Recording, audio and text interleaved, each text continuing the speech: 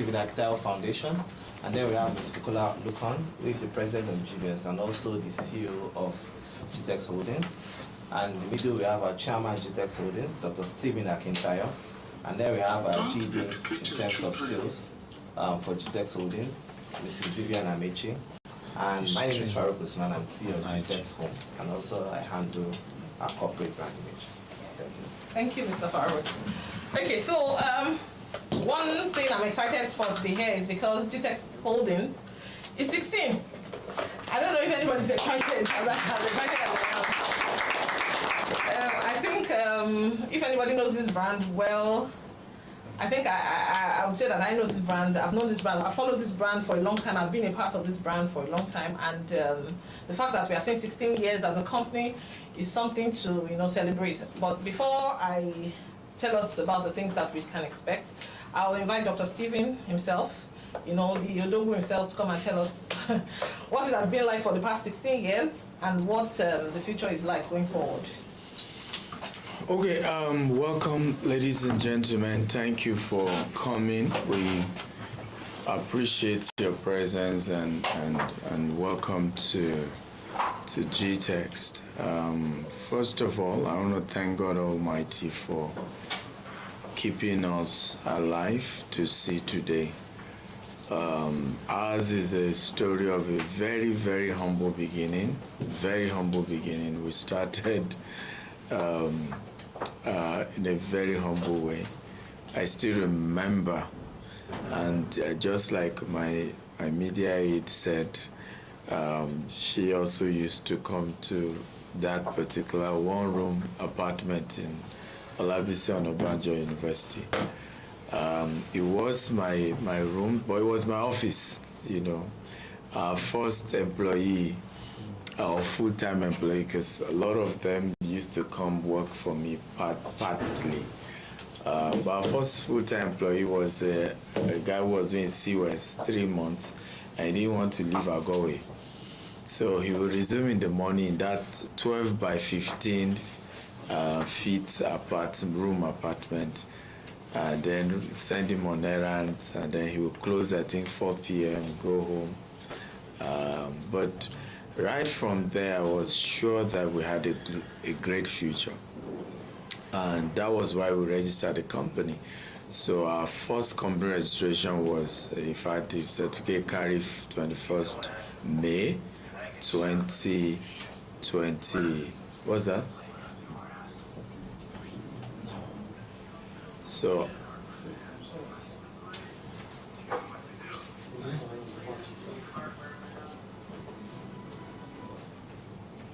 I'm sorry about this. So our first company registration was a sole proprietorship, and it carries 21st May 2008. Prior to that, of course, we've done several businesses. Some failed, some ended by the roadside. But at May 2008, two major businesses we were big into one was a foundation where we were working with orphans. We used to organize several events. In fact, that used to be bigger than the for-profit business because it was a non-profit that was very big. We usually had events.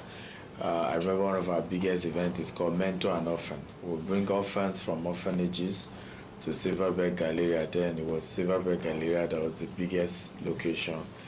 And invite successful celebrities to come mentor them, spend the whole day.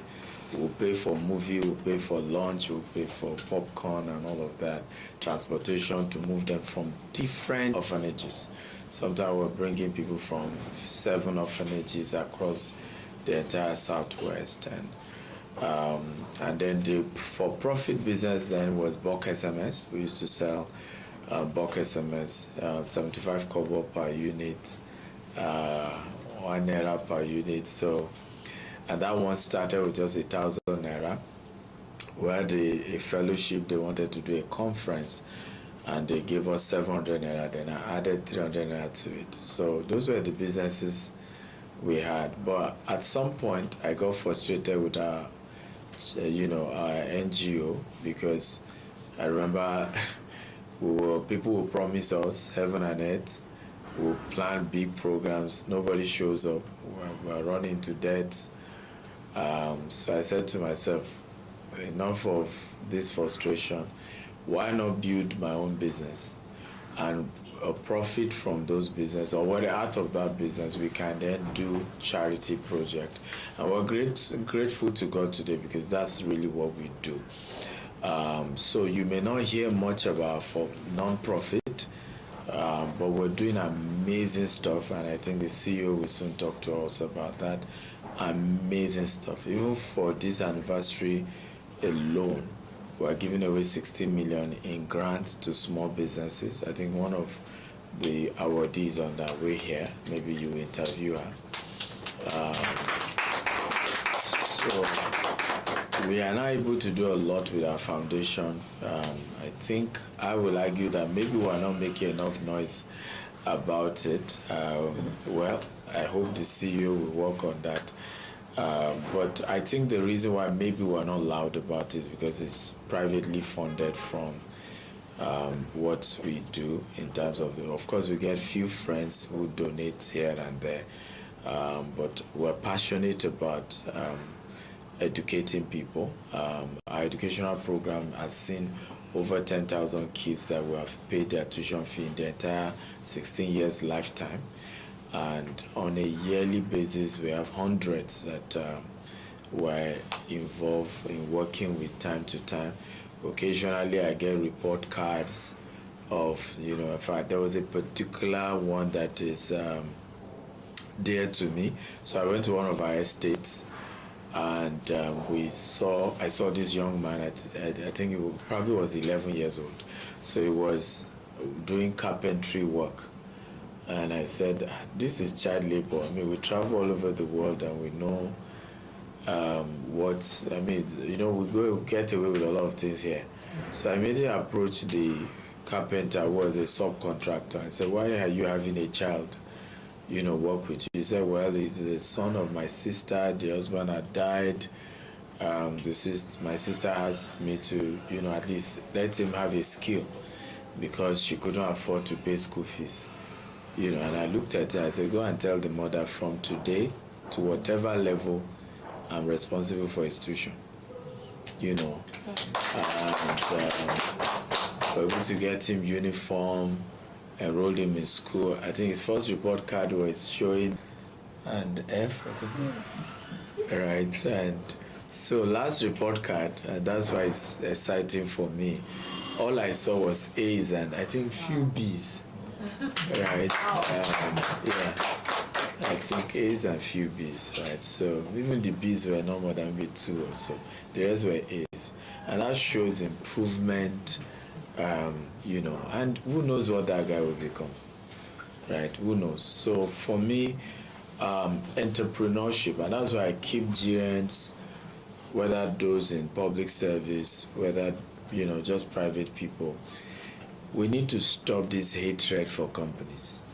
When companies become big, there's just a natural hatred. I remember I was granted an interview, and then some clips were posted on my social media. And then you need to see someone attack and say, don't mind them, politicians, they are now on TV talking rubbish. So I had to reply, I said, did you even Google my name? I've never been in public service, right? I've never even taken government contract in my life before. So because I dress in agbada and I had a particular